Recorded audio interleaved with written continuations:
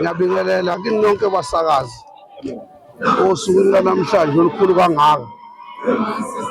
Ngithi ngiyabonga, ngiqhubeke njalo, ngicela nje imfiso zonke kade zikhona nentombi osukwini olukhulu kangaka.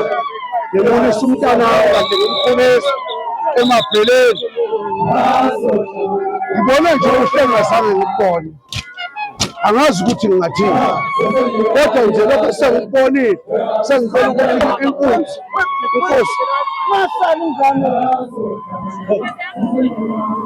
umuntu engimemulisayo umntanami, indodakazi yami yesibili, umfana phambili, bese kuba uyeke indodakazi yokuqala kuba nathi igama lakhe elinye kuMandisa kadume ngalo kwasemabheleni. Ngiyabingelela nami basakazi, nami ngidlulisa ukubonga kakhulukazi ngibonga kubaba umntanami ngokuba nesifiso esihle kangaka esifisela umntanakhe uMandisa. Nami lokho kungikhuthazile, kwangijabulisa ngoba nami noma kade ngifisa kodwa ngeke ngibe nayo indlela. Ngidlulisa ukubonga kubo bonke abantu abasesekile.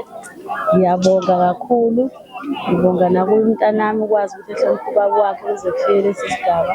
Ngicela ngathi nabanye abamlandelayo engaba isibonelo esihle, bekwazi ukuhlonipha mhlawumbe bezofike nalesi.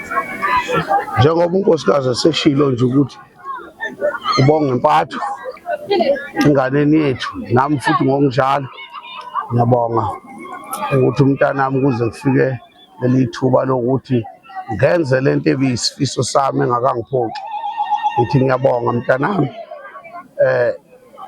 njengoba eseshilo-ke futhi ukuthi nabamlandelayo sengimcelela nje umendo omuhle-ke ngoba njengoba sekudlule kule sithi siyabonga-ke emabheleni nabanye abafuzele.